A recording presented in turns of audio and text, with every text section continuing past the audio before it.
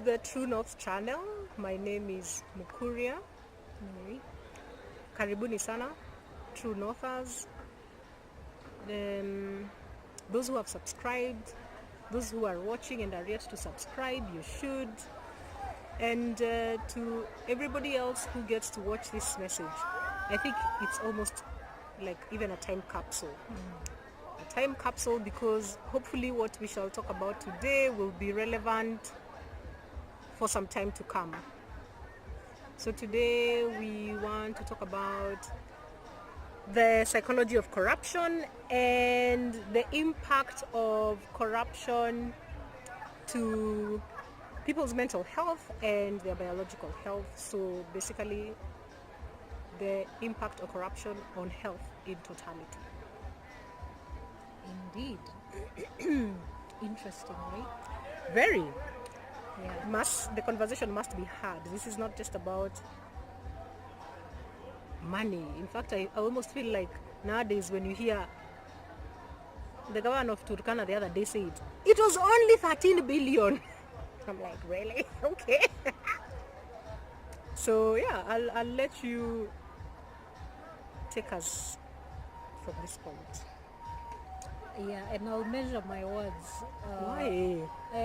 Not in a way that I'll be superficial, but in a way that I don't have to name names for this. I see. And I don't have to be dramatic. I don't have to be comical. I don't have to be.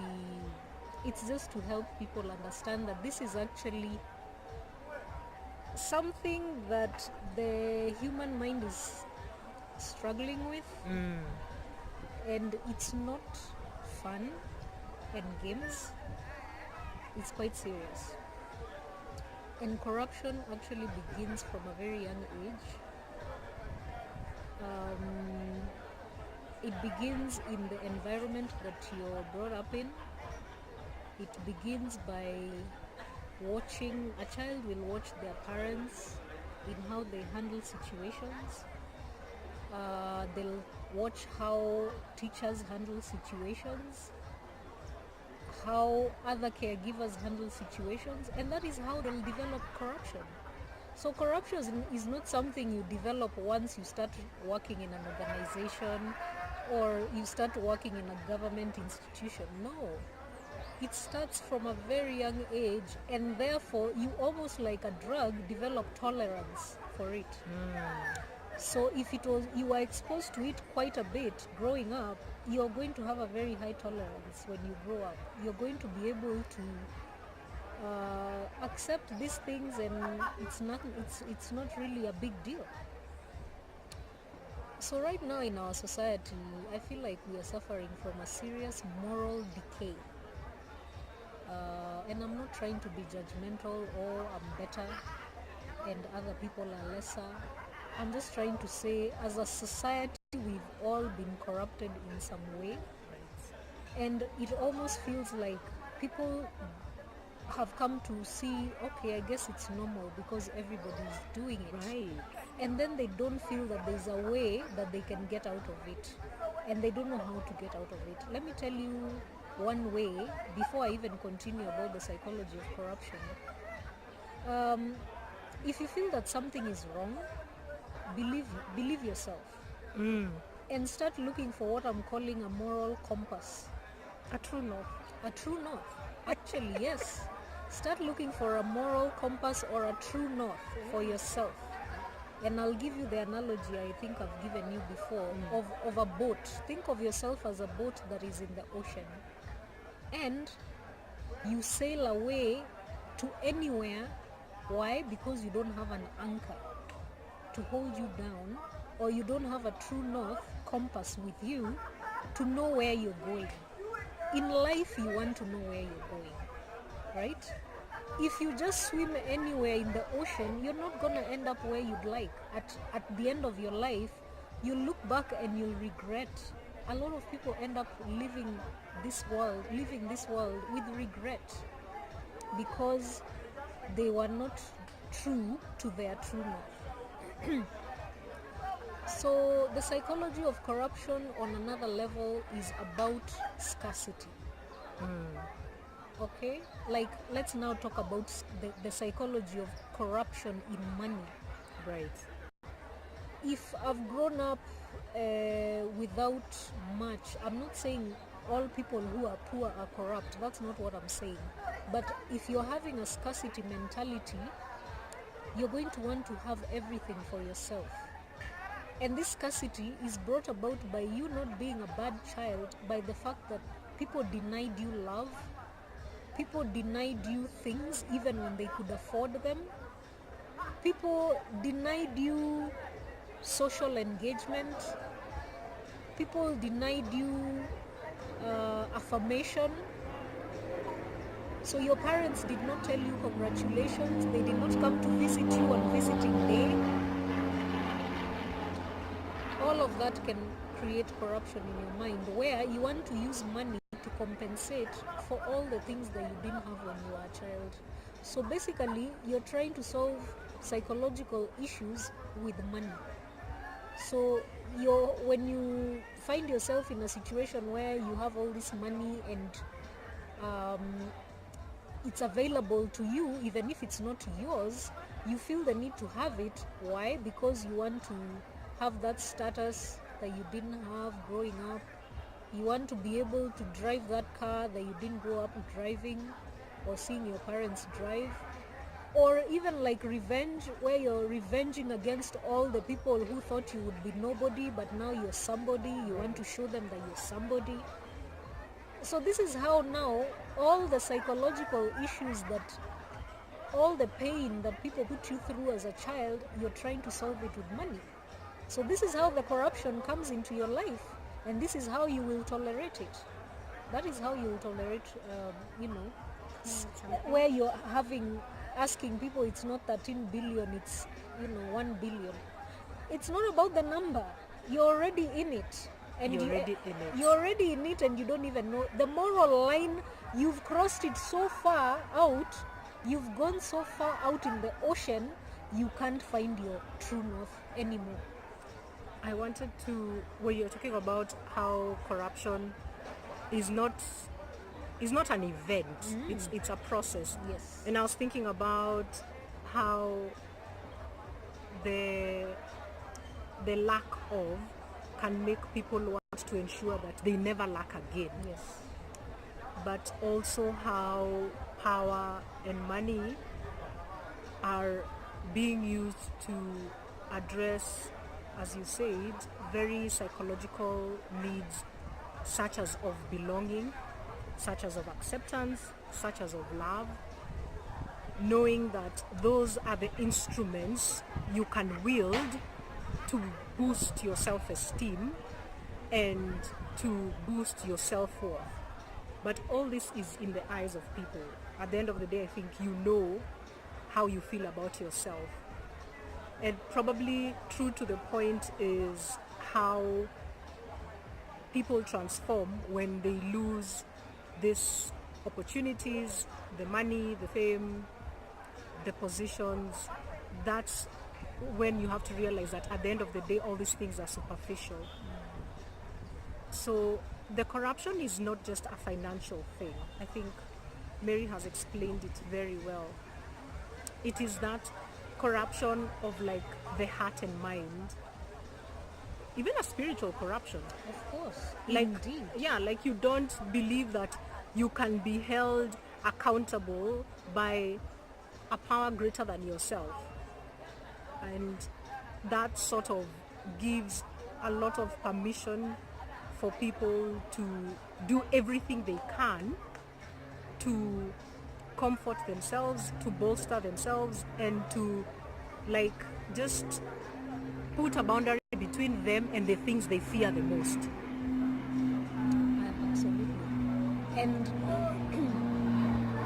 especially that part about self-protection, where you're trying to protect yourself from the world, and you feel like okay, one of the things that also will make people corrupt is peer pressure. Right. Yes, peer pressure will make you corrupt. If you're living with people who are corrupt, as I said, if you're growing up in a family that tolerates corruption, chances are you're also going to be corrupt. If you're working in a work environment where people are corrupt, chances are you're also going to join them. It's going to be very difficult for you to say no, especially if you're just by yourself and you're the only one saying no to it. So you're going to also find yourself, it's 10 shillings today, it's overlooking that 100 shillings today. On another day it's 1,000, the next thing it's 10,000, the next thing it's 100,000. Yeah. A slippery slope. Yeah. Over many years, and that's how people get to be like, is it 13 billion or 7 billion? Yeah. Because they started off from a very, very Small amount. a very small amount, Insignificant. Yeah. And the numbers have risen to the point where they mean nothing. Exactly. So this person is swimming in the ocean out there, without an anchor, without a moral compass. Yeah. And so peer pressure is quite dangerous. And if you're in a situation like that, please, you need to find a solution for yourself. I want to speak to that. Yes, you need to find a professional or somebody who is a spiritual leader, or even one of us, some of us who are mental health professionals. Right. To be able to support you with some of these things. Some of these decisions. Because that's what it is. And I mean, I think for me, I can draw a lot of this from experience because, fine, we know that corruption is there, but we always think, it's happening in our periphery. We are not fully involved. We are not partially involved. We have nothing to do with that. Those decisions being made are not in our area of responsibility. Yeah. They are not in our department, so why do I care? And until it actually happens that you're put in that position where you're literally being invited to the table, and the invitation comes in the form of make that decision about this small issue that is unethical. That is the invitation. Make a decision over this small issue that is unethical. And I think it's like a T-junction, and you're there, and all of us know when we get there. I know we know, where you have somebody who is telling you, choose whether you're going to become unethical and join us. And in the process of joining us, you will never lack. And in the process of joining us, you will have power. And in the process of joining us, you never have to worry about even being alone again. So we will give you belonging. And of course, that is if you choose to go right. And then if you choose to go left, there are consequences for that as well. Yeah. Because it also means that you are telling the right, I'm not interested, which of course is never taken kindly. That's what I came to learn. It's never taken kindly when you say, I will not join you and belong. It almost seems as though it's some form of rebellion or revolution, and it never goes unpunished. If you choose to go left, know that you're choosing to go left. You must also know that you're choosing to disengage from not only that process, but you're choosing to disengage from the people. And you must almost begin to set out a new life for yourself. You can no longer be in that space. And I think why it is important to talk about that is that people think they can say no and remain in the same space. You cannot coexist. Because when you get to that T-junction and you make a choice, you either go with the right and now you become part of them, or you go to the left where you isolate yourself. And you have to understand the two cannot coexist. Indeed. They cannot coexist. Yeah. So if you choose left, you must understand that you're choosing left as you go out the door. Because another thing is that if you stay, they will come for you. And when they come for you, there will be nothing left of your reputation. There will be nothing left of your standing. There will be nothing left of your moral authority. And no matter how loud you try and shout that this is not the case, well, let me just say it this way, there's strength in numbers. Yeah. So We all know when we get to that point. Yeah. And for some people, it's a difficult decision. And as it should be, because by choosing left, you're also saying you are affecting your income, you're affecting your networks, you're affecting your way of living. So it is a tough decision on anybody from that front. But as to whether to go right or left,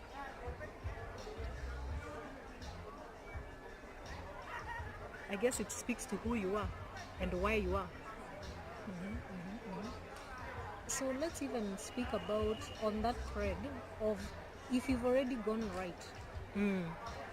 By you're listening to us here and you're listening to these two psychologists saying that corruption actually has a psychological aspect of it. So you're finding this interesting and you're thinking about your decision of how you went right, and you now know that you went down the wrong road, and you're hoping that you can come back to the T-junction and make a different decision. Right. And it's possible. And it's possible. So The lack of redemption is the biggest lie that is told in our society. It's the biggest lie that there is no redemption. Yeah. But the truth is, no matter what you've done, no matter how bad you've done it, yeah, you can always redeem yourself. You are always worth being redeemed. yeah, And there is redemption for you. yes. She's just sounded like a preacher, but it's true. It's true. It's true. Amen. It's true. Yeah. Whether you're somebody who believes in a higher power or not, redemption, even in psychotherapy, is possible. Yes.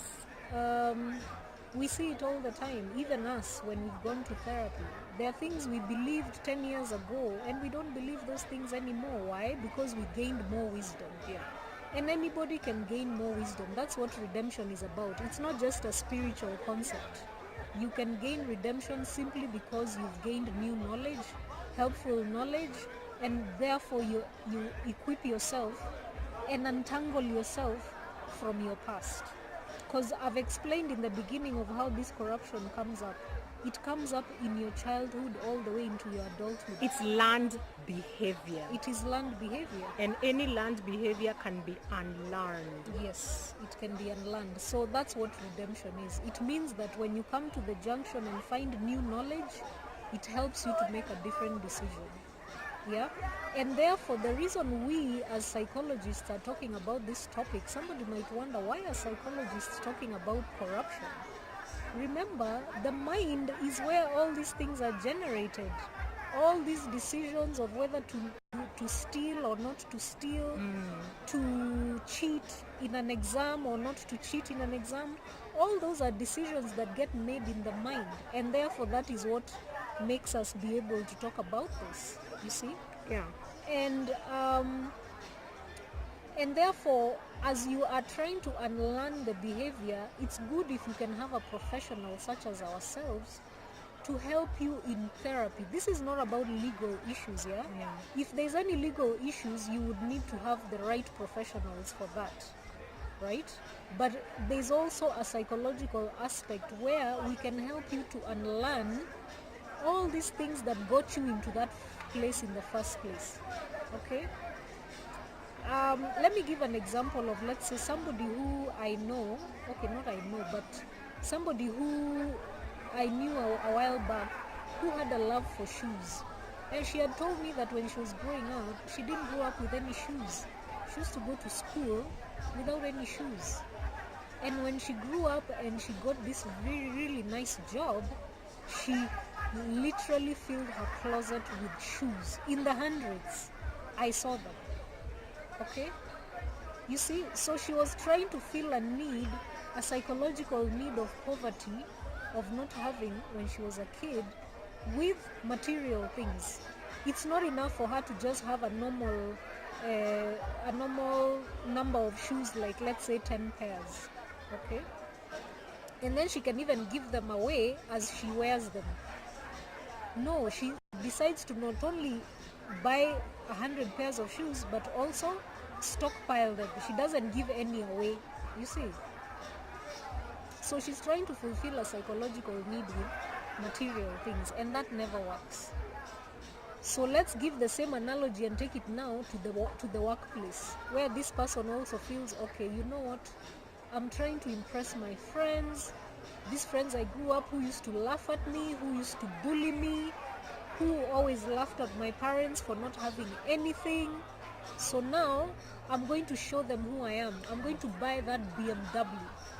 Okay? I'm even going to have it imported just to show them. And then I'm going to go buy a house in Runda and I'll pay it in cash. Why? Because I have access to this money. So for us as therapists, one of the questions we'd be asking is, what really are you trying to treat? What is this material gain trying to treat in you as a person? There is normal gradual accumulation of wealth. Right. Most people who work will gradually accumulate wealth, and that's fine. There's nothing wrong with making money. Okay? But if you're just getting it in all these corrupt ways, it will have a blowback on you. And it will be very painful when those consequences come back to you. So here we are not even talking legally, we are not legal professionals. No. Here we are talking to you as the trauma that will come with the fact that you participated in all this destructive behavior. That's what it is, destructive behavior. Actually. And it has psychological consequences, because imagine, even as you're making all these financial decisions of corruption, you might also be influencing people in your family. You might even accumulate a family based on the wealth you have. You see? Why? Because the kind of people you're attracting are people who are looking at you from that lens of wealth. So therefore you marry them and then you bring children into the equation. Can you see how this dysfunction, this family dysfunction and communal dysfunction keeps growing and growing and growing, and becomes intergenerational. It even becomes intergenerational, and then now this is where you're having to now justify it to everyone. Why? Because you've entangled yourself in such a deep web. You've seen that you can't even untangle yourself. Okay? It's true that it might be difficult to untangle yourself from it, but we say that it's possible. If you find the right professionals, they can help you to disentangle yourself from all of that and have a fresh new beginning that you can be able to live with. Why is it that corruption is wrong? You know, one of the other things I also think is people don't get to talk about why corruption is wrong, because it gets a very serious moral narrative, Bible thumping and all. you know, but people don't go above that and explain to you why this might be a bad decision, you know, being corrupt. You will not sleep in peace. And you will always have drama following you around. Drama will be an ending in your life. Okay? That is one thing that might motivate you to stop it. Yeah? And then... Can I build on that? Sure. I think it's important to note that hypervigilance becomes a way of life. Yes. Who is after me? What do they want? Do I owe them something? What did I do to this person? And those are the behavioral things. But I think to be under that constant state of hypervigilance and a feeling of insecurity, even hormonally, studies show that if you have that kind of stress, you have like a high amount of cortisol, basically stress hormone. It affects your heart, it affects your liver, it affects all your organs. So over time, if you maintain those high doses of cortisol, you're literally damaging your inner parts. But it's because how can you have peace when you constantly are looking over your shoulder? You know? And even as we talk about what the personal consequences of that are, I think it's also important to realize what the behavior of that person or that group of people is having on an entire nation, or a select community, or a county, or, but in our case, let's just say it's the whole country.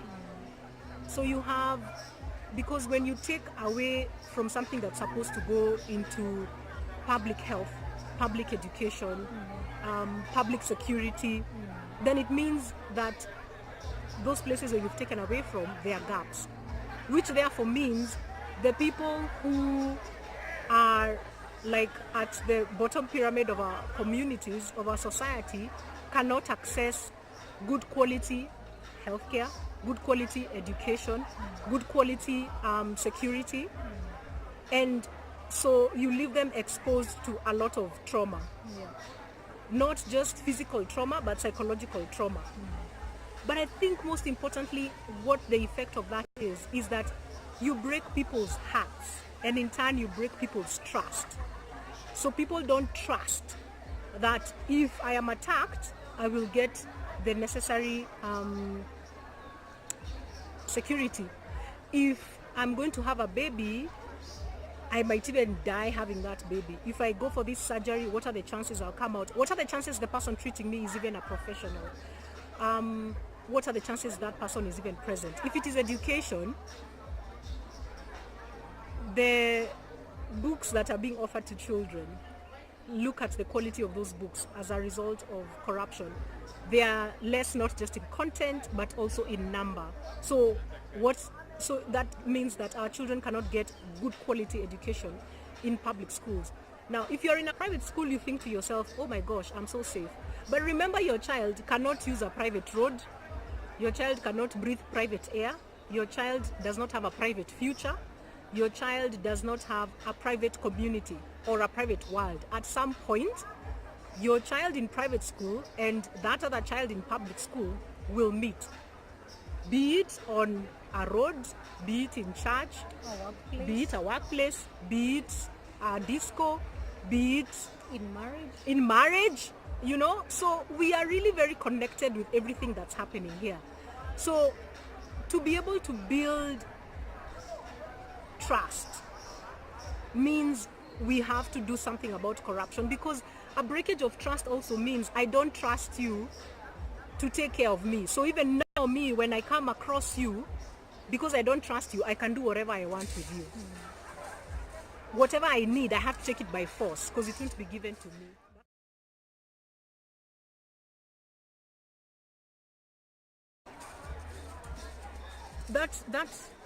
That breaking of trust, it gives people justification to feel that they have to guarantee their own security, they have to guarantee their own healthcare, they have to guarantee their own education, they have to guarantee their own even sanitation, even water, provision of water. You know, all of a sudden basic amenities are being privatized. And so if you don't have the money, you can't access it. And that's a problem, because really it's a fruit of corruption. I think the thing that I have seen is the most harmful thing we are doing is that with every corruption that goes on, we set a committee, we set some form of oversight. Like, how does that build trust? How about we just start like making really nice jails and arresting people, prosecuting them, you know, just follow the legal process. But what I know about this country is that you can't find one person and say, this person has gone through due process, this person is corrupt, this person is getting this number of years in jail. The truth is that corruption in this country is a value chain. If you see lack of water rationing, and even the days that you're supposed to get the water, you're not getting it. The corruption not only stems from your tap to the person who connected it to the person who is supposed to open that water, it goes as far back as the sewerage company. It goes and it fans out to as many people as own water bowsers. So it's not one person, it's a representation through that whole value chain. And for me, that's how I feel we need to start looking at it. Because how else are you going to build trust back? Yeah. And also to add on to that, I think I told you guys about this lady who is, I think, now works for some research company here in Nairobi. and she was actually tasked by the president because she's a PhD holder. So she came with her PhD from the United States as a cancer researcher. But now she came, you guys can actually Google her TED Talk. Her name is Charity Wayo. Oh, Yeah, she has a very nice TED Talk, and she literally had the government become her patient. The Kenyan government became her patient, her cancer patient. So she used the skills she uses as a researcher to go looking at the government cell by cell, so that her and her team would be able to exactly find out where this cancer was manifesting, what were its causes, and all of those things, and if anything could be done. As far as her research is concerned, there has been some improvement because they actually went and put some things in place. Aside from that, which year was this TED Talk? I think it was 2012, something like that. Huko ni zamani. Mambo yamebadilika. Exactly, 2012. But actually she got the ranking as far as the World Bank is concerned. Based on the work they did, they improved the ranking of Kenya. Okay, that I can believe. I'm not saying that things are all the way done, far from it, but it was progress. It was some progress. Yes. Now, what can we do to improve even further and end this menace? One of the things that we need for people to think about is yourself, you who is watching this video. Think of what you would want for people to say at your deathbed about you. At your funeral. Okay? At your deathbed, at your funeral. I don't think that the thing you would want people to be saying is how much money you stole, because something like that, people don't forget. Mm-mm. And they, even as they'll be trying to say nice things about you, they will be saying that you stole, because they will not forget. Okay? And even for all of us as people, we want to think that at the end of our lives, we've lived meaningful lives. Right. You've lived a life where you either supported people, touched people in a positive way, improved your country, did something for your family, for your community. You want to have led a life that was worth living, right? So if you want to think about it that way, that might motivate you to think about undoing some of these things that maybe you have found yourself in, and you have decided for yourself that you want to live differently, that you want to live a life that is purposeful, that is meaningful, That is moral. that is moral. And there's nothing, Not biblically, not biblically. but And moral. the good thing about being moral and being upstanding is there are no side effects to it. Right. There are no side effects to living right. There are no side effects. The only side effect is absolute peaceful sleep at night, a clean heart, a clean conscience. You're not going to be taking on behaviors like drinking to drown out all the guilt you feel for all the people you've hurt in your life. You're not going to take on things like sexual escapades to try and, blind yourself or numb yourself to all the bad things you've been doing, because your conscience is talking to you. So there's no side effect to living right. It builds your confidence. It makes you happier. Countries that are less corrupt are happier. That is now, research shows that. So we are not just trying to be here and